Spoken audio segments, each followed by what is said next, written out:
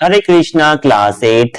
चलिए स्टार्ट करते हैं chapter 2 of mathematics, that is linear equations in one variable. ये आपका इंट्रोडक्शन पार्ट होने वाला है इस चैप्टर का। तो let's start without any delay. Linear equations in one variable, इन्हें सबसे पहले हम ब्रेक डाउन करते हैं। सबसे पहला टर्म है हमारे पास लीनियर। लीनियर टर्म क्या होती है? देखो, लीनियर टर्म को हम एक सिंपल वे में समझते हैं। लीनियर टर्म होती है, अगर किसी वेरिएबल की डिग्री 1 है तो वो लीनियर इक्वेशन होगी। अगर किसी कोई भी इक्वेशन है उसकी डिग्री 1 है, किसी भी इक्वेशन में किसी वेरिएबल की डिग्री 1 है, 1 से ज्यादा नहीं है, तो वो टर्म हो जाएगी हमारे पास लीनियर। जैसे कि x 3x प्लस 2, यहां पर वेरिएबल कौन सा है? वेरिएबल है हमारे पास x, और x की पावर कितनी है? पावर यानी कि डिग्री। डिग्री कितनी है? x की 1 है, तो ये कौन सी एक्सप्रेशन हो गया? लीनियर एक्सप्रेशन हो गया। इसे आप इक्वेशन नहीं बोलेंगे। इसे इक्वेशन क्यों नहीं बोलेंगे ये भी मैं आपको बताऊंगा। जैसे कि 2y प्लस में 3x प्लस में 6, यहां पर वेरिएबल्स कौन कौन से हैं? वेरिएबल्स हैं y और x। वेरिएबल्स क्या होते हैं? वेरिएबल्स वो टर्म्स होती हैं जिनकी वैल्यू फिक्स नहीं होती है, जिनकी वैल्यू वेरी कर सकती है। y और x यहाँ पे वेरिएबल्स है, इनकी पावर कितनी है? पावर है इनकी 1, तो इसी वजह से ये कौन सी टर्म्स होंगी? लीनियर टर्म्स होंगी। ठीक है, आई होप लीनियर टर्म आपको क्लियर हो गया होगा। Now let's start equations. Equations क्या होती हैं? इक्वेशन जब भी आपको एक्सप्रेशन में इक्वल टू का साइन दिखे तो वो हो गया मेरा इक्वेशन। इक्वेशन ये होगा जैसे कि 3x plus 2 is equal to 0 आ गया, तो ये इक्वल टू का साइन इस पूरे के पूरे एक्सप्रेशन को इक्वेशन बनाता है। इसी वजह से हम बोल सकते हैं कि ये हमारी पूरी की पूरी क्या है? इक्वेशन। किस वजह से बोल सकते हैं? क्योंकि यहां पर हमारे पास इक्वल टू का साइन आ रहा है, इसी वजह से हम इसे इक्वेशन बोल सकते हैं। अब इन वन वेरिएबल, एक वेरिएबल का मतलब क्या है कि यहां पर सिर्फ एक ही वेरिएबल होना चाहिए। जैसे यहां पर इस एक्सप्रेशन को देखो, ये एक्सप्रेशन क्यों है? अब इक्वेशन क्यों नहीं है? क्योंकि यहां पर इक्वल टू का साइन नहीं है, इसी वजह से हम इसे एक्सप्रेशन बोलेंगे। अब इस एक्सप्रेशन को देखो, यहां पर वेरिएबल क्या है? एक्स है। क्या दूसरा वेरिएबल आपको दिख रहा है? नहीं है, तो ये क्या है? एक ही वेरिएबल वाला एक्सप्रेशन है। अब इस एक्सप्रेशन को देखो, यहाँ पर वेरिएबल कौन कौन से हैं? एक तो y है, एक तो x है। यहाँ पे दो वेरिएबल्स आ जा रहे हैं, इसी वजह से ये 2 वेरिएबल हो गया। लेकिन हमें इस चैप्टर में सिर्फ एक ही वेरिएबल वाली इक्वेशंस को कंसीडर करना है। यहाँ पर आपको एक ही वेरिएबल देखने को मिलेगा, जैसे कि 3x plus 2 is equal to 0। ये हमारे पास एक इक्वेशन है और यहाँ पर वेरिएबल भी कौन सा है? 3x है।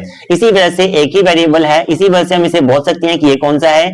Linear equations in one variable. कौन सा इक्वेशन है ये? लीनियर इक्वेशन है। और कौन कितने वेरिएबल में है? 1 वेरिएबल में है। आई होप आपको चैप्टर का थोड़ा थोड़ा सा इंट्रोडक्शन क्लियर हो गया होगा। तो अगर क्लियर हो गया है तो जल्दी से मुझे कमेंट में बताएं कि क्या 3x स्क्वायर प्लस में x प्लस में 2 इज इक्वल टू 0, क्या ये भी एक लीनियर इक्वेशन है या नहीं है? और अगर नहीं है तो ये लीनियर इक्वेशन क्यों नहीं है, ये मुझे आपने बताना है। अब किन्हीं किन्हीं इक्वेशंस में आपको कांस्टेंट टर्म देखने को मिलती है। अब कांस्टेंट टर्म क्या होती है इसे भी समझ लेते हैं। जैसे मान लो आपके पास कोई इक्वेशन है 3x प्लस में 2 इज इक्वल टू 0, ये हमारे पास इक्वेशन है जहां पर कांस्टेंट टर्म कौन सी है? देखो 3 के साथ वेरिएबल लगा है x की वैल्यू तो वेरी कर सकती है, यानी कि कांस्टेंट नहीं है। अब यहाँ पर 2, ये मेरी एक ऐसी टर्म है जिसकी वैल्यू चेंज नहीं कर सकती। ये 2 है तो 2 ही रहेगा, इसे आप चेंज नहीं कर सकते। हाँ, ये अगर इस साइड है तो वहां जाकर ही माइनस में हो जाएगा, इक्वल टू के दूसरे साइड जाकर ही माइनस हो जाएगा, बट वो तो रूल है। लेकिन इसकी वैल्यू आप चेंज नहीं कर सकते, इसी वजह से ये हमारी क्या है? एक कांस्टेंट टर्म है। अब मुझे आप यहां बताएंगे कि यहाँ कांस्टेंट टर्म कौन सी थी? इस एक्सप्रेशन में कांस्टेंट टर्म 2 ही थी, इस इक्वेशन में कांस्टेंट टर्म 2 ही थी। इस एक्सप्रेशन में जो कांस्टेंट टर्म थी वो थी 6, क्योंकि यहाँ पर y की वैल्यू भी वेरी कर सकती है, x की वैल्यू वेरी कर सकती है, because they both are variables. इसी वजह से 6 क्या है? हमारे पास एक कांस्टेंट टर्म है। अब मैं आपको इस चैप्टर की मोस्ट इंपॉर्टेंट चीजें बताने वाला हूं जो आपको एक्सरसाइज के क्वेश्चन सॉल्व करने में भी हेल्प करेंगी। तो सबसे पहले हम एक जनरल इक्वेशन मान लेते हैं जो कि एक लीनियर इक्वेशन है एक ही वेरिएबल में, 2x plus 3 is equal to 3। शायद आपकी एनसीईआरटी बुक में ये इक्वेशन अलग तरह से दी होगी, अलग इक्वेशन दी होगी, बट मैंने ये इक्वेशन ली है क्योंकि हम कोई भी इक्वेशन समझाने के लिए ले सकते हैं। पहली चीज क्या है इक्वेशन के बारे में कि आपको क्या देखना है? इक्वल टू का साइन देखना है। इक्वल टू का साइन क्या ये है? इक्वल टू के साइन के राइट साइड में जो भी टर्म्स लिखी हैं, जो भी एक्सप्रेशन लिखा है वो आएगा राइट हैंड साइड।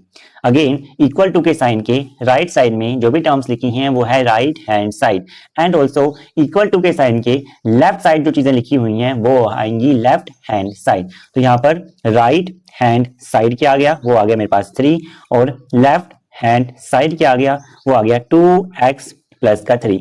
ये होगी आपकी फर्स्ट इंपॉर्टेंट थिंग इस इक्वेशन के बारे में। अब सेकंड इंपॉर्टेंट चीज क्या है इस इक्वेशन के बारे में, अगर कोई भी इक्वेशन है तो लेफ्ट हैंड साइड जो होगा वो राइट हैंड साइड के इक्वल होगा, क्योंकि इक्वेशन इक्वल टू का साइन लगा है, लेफ्ट हैंड साइड जो है हमेशा ही राइट हैंड साइड के इक्वल होगी। बट कब इक्वल होगी, जब वो इक्वेशन होगी तब। अगर left hand side right hand side के इक्वल है तो x की कुछ ही सर्टेन वैल्यू में वो इक्वेशन जो है वो इक्वल होगी।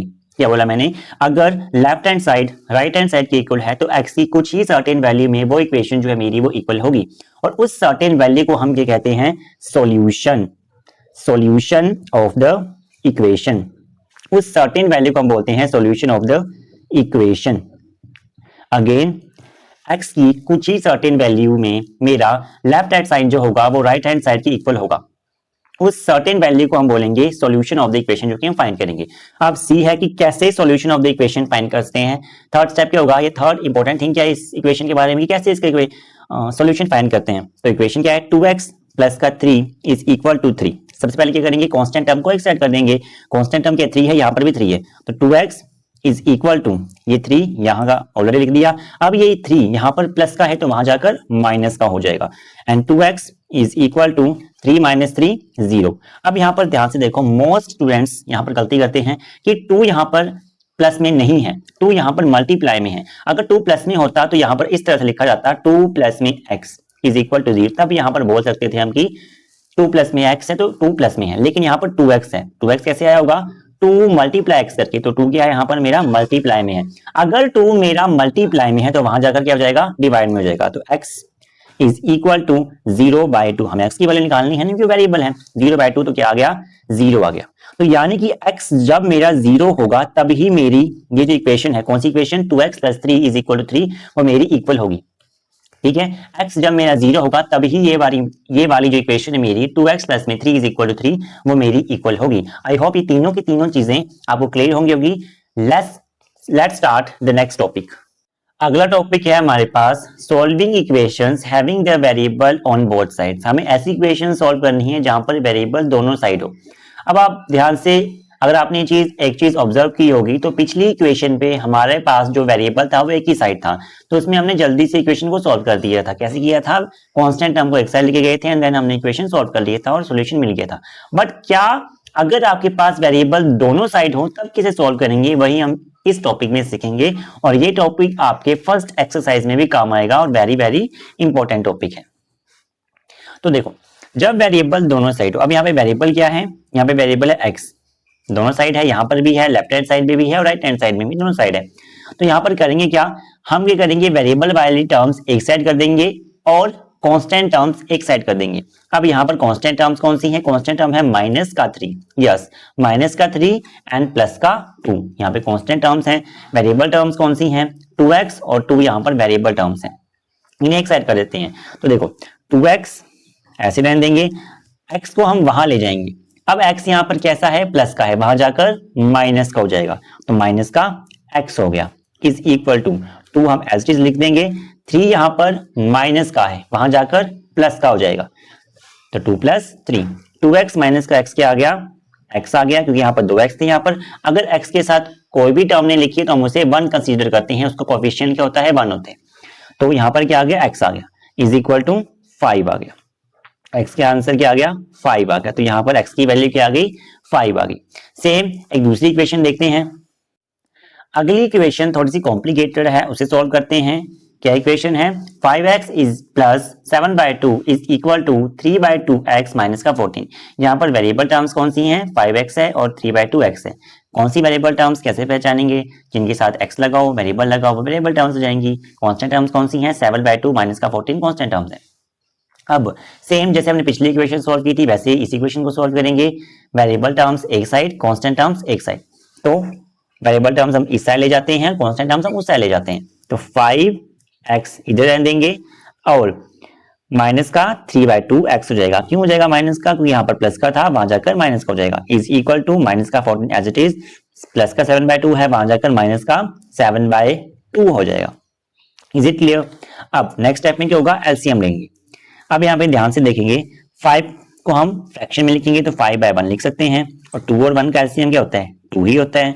अब 1 को किससे मल्टीप्लाई करवाएंगे, 2 आ जाए, 2 से मल्टीप्लाई कराएंगे, 2 ऊपर भी क्या आ जाएगा, 2 आ जाएगा, 5 2 जा 10x, माइनस का 2 को किससे मल्टीप्लाई कराएंगे, 2 ही है, 1 से मल्टीप्लाई कराएंगे, 2 1 जा 2, और 3 को भी 1 से मल्टीप्लाई कराएंगे, माइनस का 3, साथ में x भी लगाए तो 3x is equal to same -14/1 लिख सकते हैं। 2 और 1 का एलसीएम 2 आ गया, 1 को किससे मल्टीप्लाई कराएंगे, 2 आएगा, 2 से मल्टीप्लाई कराएंगे, माइनस का 14 × 2 माइनस का 28, माइनस का 1 से मल्टीप्लाई कराएंगे और यहाँ पर भी 1 से मल्टीप्लाई कराएंगे तो माइनस का 7 आ जाएगा। क्लियर? 2 से 2 यहाँ पर कैंसिल हो जाएगा, क्यों कैंसिल होगा, क्योंकि वहां जाकर ये 2 डिवाइड में है, वहां जाकर मल्टीप्लाई में हो जाएगा, और सेम हम यहाँ पे कैंसिल कर सकते हैं, तो ये कैंसिल हो गया। अब 10x माइनस का 3x, तो 10 में से 3 गए, 7x आ गया, इज इक्वल टू 28 माइनस का 7, माइनस का 28 माइनस का 7, माइनस माइनस प्लस, प्लस होंगे 28 प्लस में 7 35, लेकिन साइन कौन सा लगेगा, माइनस का लगेगा। अब यहाँ पर 7 मल्टीप्लाई में है, वहां जाकर डिवाइड में हो जाएगा, तो x is equal to minus का 35 बाय में 7 इज इक्वल टू माइनस का 5। x की वैल्यू क्या है, यहाँ पर हमारे पास x is equal to minus का 5 आ गया, इज द आंसर। यहाँ पर आप देख सकते हैं। इसी तरह से हमारे पास इंट्रोडक्शन क्लियर हो गया है। अब हम स्टार्ट करेंगे एक्सरसाइज 2.1। अगर इंट्रोडक्शन में कोई सा भी डाउट है आपको तो आप मुझे कमेंट में पूछ सकते हैं, I will definitely reply. Thanks for watching, don't forget to subscribe वाली एडवांस।